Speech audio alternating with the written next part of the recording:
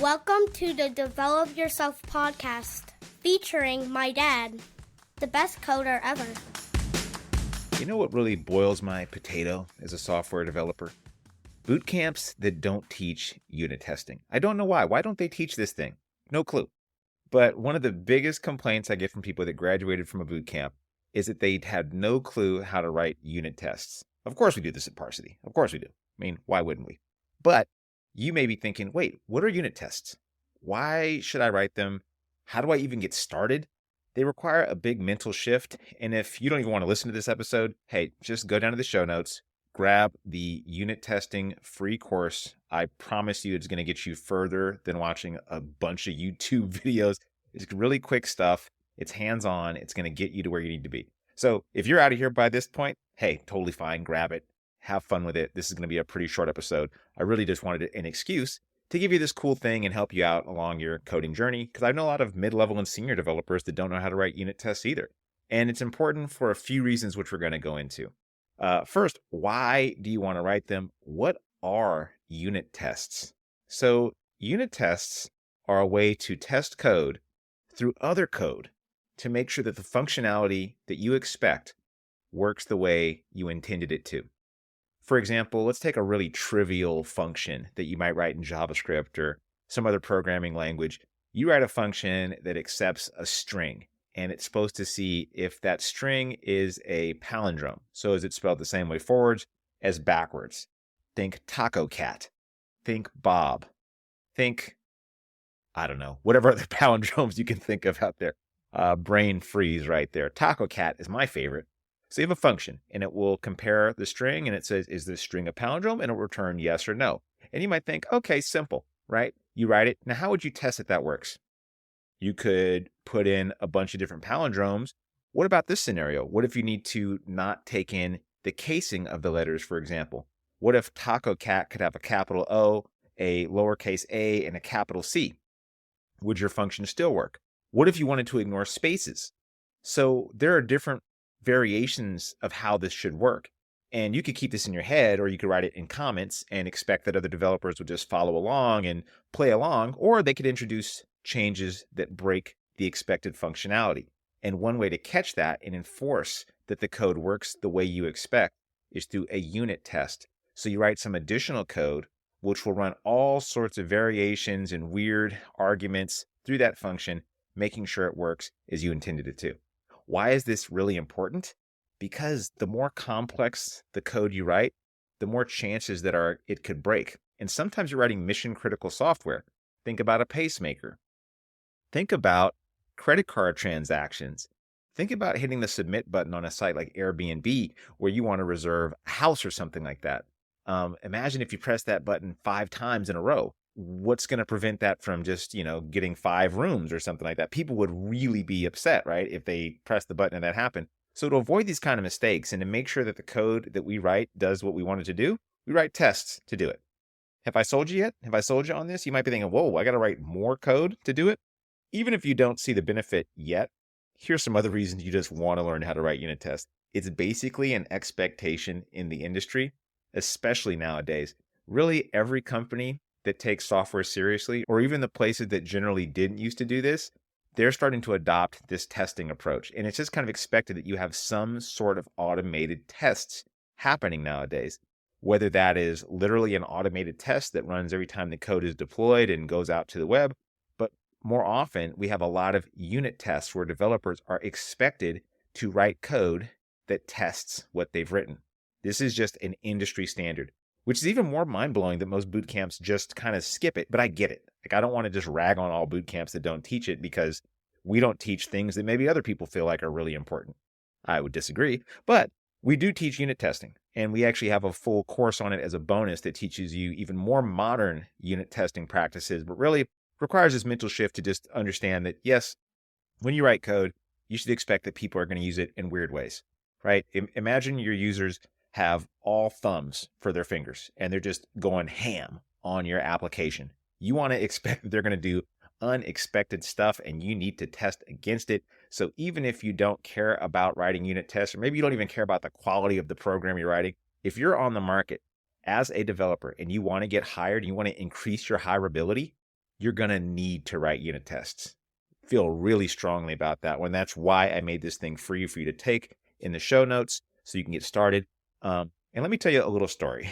I was working at a company where we had 0 unit tests. We were writing software for pretty critical stuff, right? This was internal software that the company would use for refunds and financial things like that. We had a QA team. So the QA team, quality assurance team. What they would do is they would run a set of scenarios over the code we wrote. They would get the app, they would use it in a test environment, and they would check it out to make sure we didn't break anything. So I had this really complex scenario where I had to take in a variety of factors to understand whether or not we could give somebody a refund.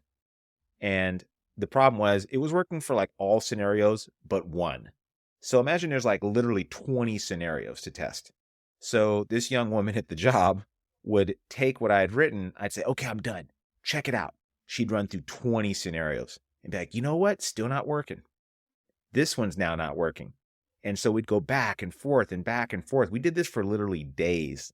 We ran these tests a dozen times, let's say, taking hours, because imagine how time intensive that is to manually test a dozen scenarios.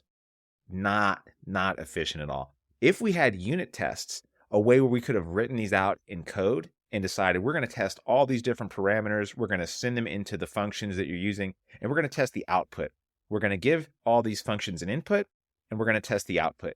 Now we have a very simple way to test input versus output without clicking a bunch of buttons on a screen, because the code you write is generally functions that have an input and an output. The problem is when you put them behind a UI, you have to have a user clicking on a button, going to this page, going to that page. And so if you can automate that, you can really quickly test things and give you a lot more confidence about the code that you ship. And that's important as well, right? Because when you ship code out there, you might be thinking, wait, did I test every scenario? What if I forgot something? What if something blows up? It will. Don't worry, it'll blow up. And then you'll be sitting there thinking, I wish I had just tested that one thing, right? So that's why we write tests. That's why all companies, the majority of them, are going to expect you to write tests, which is such a weird thing, right? You walk in there, you pass the interview, you get the offer, you walk on, and then they say, cool, here's your first assignment. Do this, little task. Oh yeah, and write a unit test. And you're like, wait, I've never written a unit test. So there you are bumbling around on your first day or first week, not only trying to figure out everything else, but then you're having to also learn this completely new skill, which is wild, right? I mean, I've had this same experience. I went to a place after working for 2 years and I had to write my first unit test and I was just stuck. It took me longer to write the unit test than it took to write the code. So you don't want to be in that position. You want to learn this stuff before you even get that far. Also, big tip here. Don't skip this one. If you're going to skip anything else, don't skip this.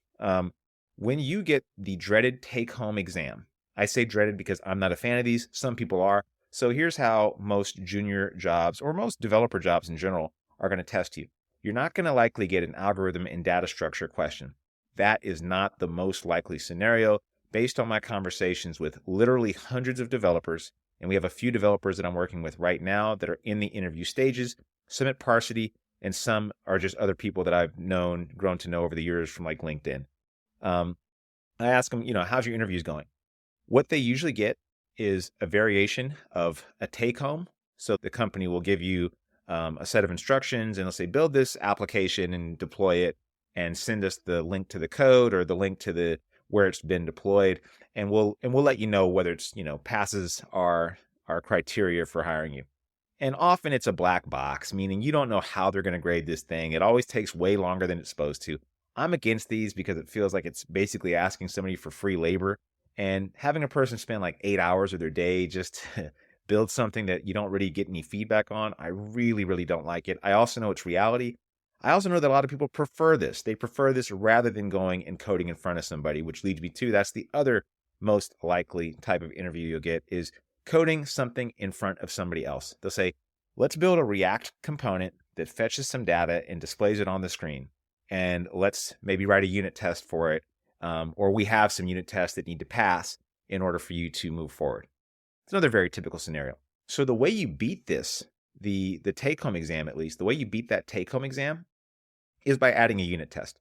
Adding a unit test is going to make you stand out because, again, the majority of bootcamp grads do not know how to write them. So if you're on that take-home exam, you need to have good documentation, but more importantly, the testing. I had a mentee in the past do this. I said, you need to add a test to this mediocre code, fairly mediocre. And I'm like, okay, this is okay. I'm not going to blow anybody's mind here, but that's not the point. We don't need to write the sexiest code in the world to get to the interview stage. I said, write a test, write a few tests. He did. He went on to the final rounds, got the job. When he asked them, out of all the candidates, what made you go forward with me? They said, well, to be honest, you were one of the only people that wrote a unit test. Boom, there we go.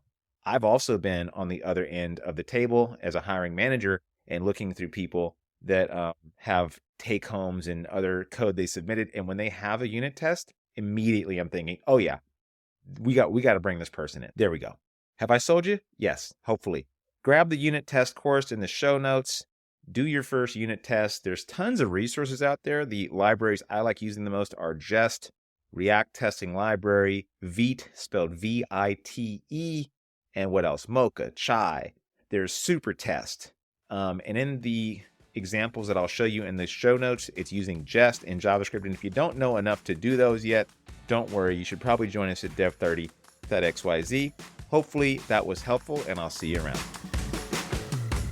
That'll do it for today's episode of the Develop Yourself podcast. To learn more about becoming a software engineer with us, then check out parsity.io. If you're not quite ready for that, then jump into our dev30.xyz program, which is 30 days of working on your mindset, habits, and JavaScript skills. Totally worth it. See you next week.